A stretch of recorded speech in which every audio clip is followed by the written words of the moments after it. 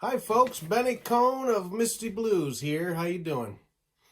I think I'm the second to last member of Misty Blues who's been put questions to by fans and curious minds out there in the cyber world, asking our opinions and our thoughts and our whatever, asking some questions for us to answer. So I got 8 questions here. I wrote them out in Sharpie so I can see them. And I'll get right into it here. First question, and I don't know who these came from, so I'm unbiased in my answers in that regard. Number 1, how did you get so funky? Well, thank you. I guess I'm flattered that the question implies that I am, in fact, funky to some degree. Well, I'd say if funkiness starts at an early age, I could trace it back perhaps to several early childhood things. Our whole family moved to China in 1989 when I was 9 years old. And we could only bring a few albums or cassette tapes with us. Just because we had only so much room to pack stuff. So a couple albums I remember bringing to China include an album with tunes like this on it.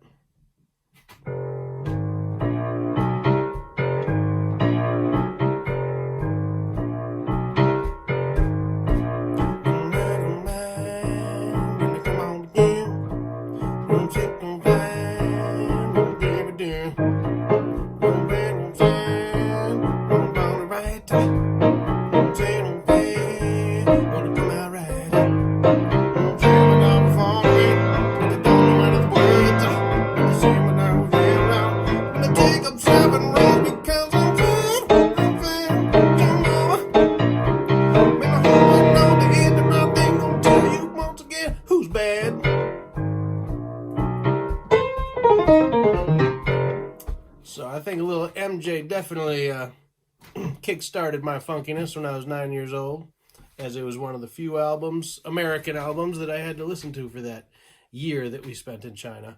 Also, there was a blues album by the great English blues artist John Mayall. Chicago Line was that album, and that had some like kind of New Orleans funky grooves in there.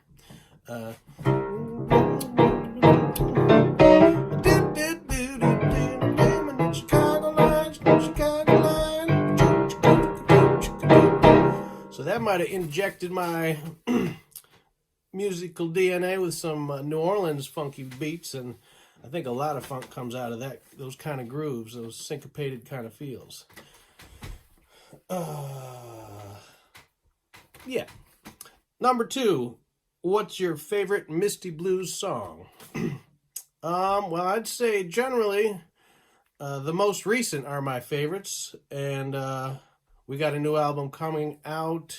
We're recording it Saturday, actually, and there's some great tunes on that new album. Looking at the list here. Yeah, tunes like Hit You Back, and I got one on there called Do My Thing that's pretty funky, and I'm kind of feeling that one. So keep your eyes peeled for that new album. So yeah, the most recent stuff is my favorite stuff. Number 3, when did you start playing piano, and do you play any other instruments? Well, we got a piano in the Kohn household when I was about 5 years old. So started about then. Always heard music around the house growing up. My dad was a great singer, songwriter, folky, more folk, finger-picking, folky guitar musician, so I'd hear his stuff a lot. And when we got the piano, he kind of sat down and would kind of noodle around. Kind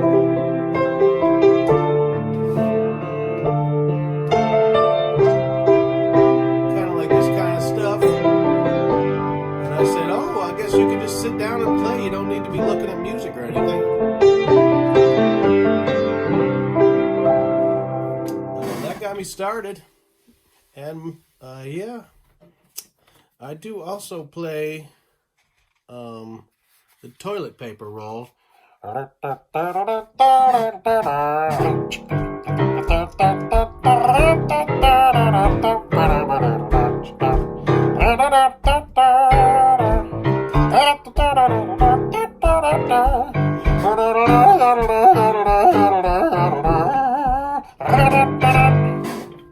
So I've been working on that.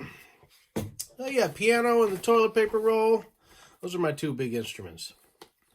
Okay, moving on. In the event of a zombie apocalypse, which Misty Blues band member would you pick to be your survival member and why? Well, I feel that every member of the Misty Blues band has important and a diverse range of survival qualities. Our drummer, Rob Tatum, is a wonderful fisherman. I think that would be a handy tool out in the deep woods. Bill Patrick Quinn, our bass player, spent some time in the military. He's got some skills that would come in handy. Gina is an exceptional driver as she drives large chunks of our tours. So I think just driving away from the zombies for 10-hour stretches would come in handy.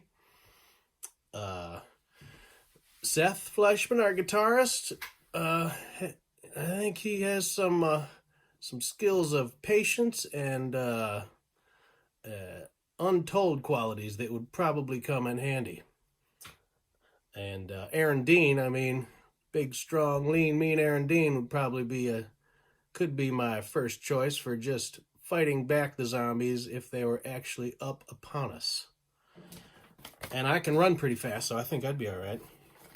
All right. But ideally, we could keep the whole band together and combine our skill sets to survive together. All right, we're up to number 5. What was your most memorable moment on the road with Misty Blues? I meant to think about this one. Well, there are some moments that are probably not appropriate for this.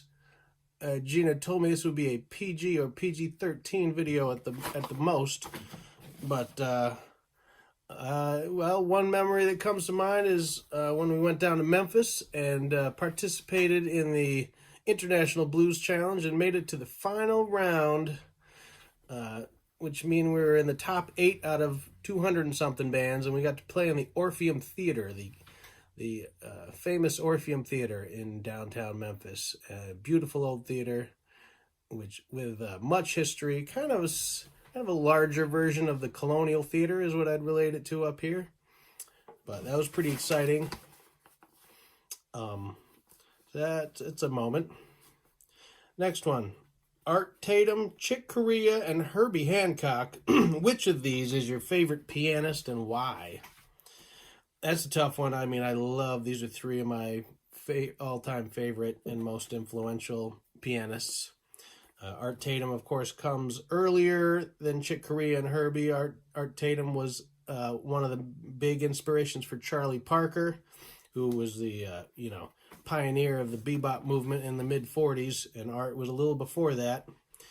Just had a tremendous, thorough technique on the piano with more crisp, amazing harmonic technique than any other pianist at the time. People kind of associate his technique with that of a classical a concert pianist.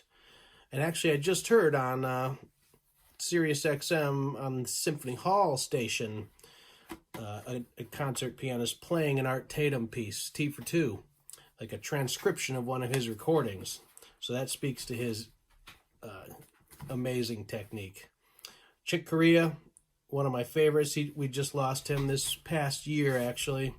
And you might have been lucky enough to catch him. He came up to Mohewe Theater in Great Barrington only a few years ago.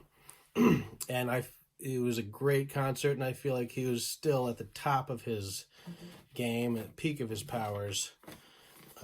Really wonderful, joyful pianist. And also a great, if you look at any of his interviews, he was a real thoughtful, interesting, great interview subject himself. Could speak eloquently on his process and everything else. Herbie Hancock, definitely one of my largest influences. Played with Miles, Headhunters, all his other stuff, from the super funky stuff to his beautiful technique of his own, and having a crisp, almost classical thoroughness of technique like Art Tatum, but having a little funkier, bluesier thing mixed in there. So I could not, and I will not, choose between these three guys because I love them all. Number 7, if Misty Blues could record with any major living artist, who would be your top choice? I'd say Miles Davis, perhaps. Many people think he passed away many years ago, but that is one of the largest falsehoods of the century, and he is alive and well. I think he's 97, and he lives not too far from here, and I hope to associate with him and record with him soon. And last one, 8, what venue is at the top of your bucket list to play with Misty Blues? Any venue where there's a eager and energetic crowd, and we can get a decent sound mix on the bandstand, have the music sound good, feel good, and have 30 or more people out there enjoying our music is the perfect venue for me. And I'll leave it at that. Thanks everybody for your interest and questions, and hope to see you out there on the scene. Benny Finger signing off. Bye-bye.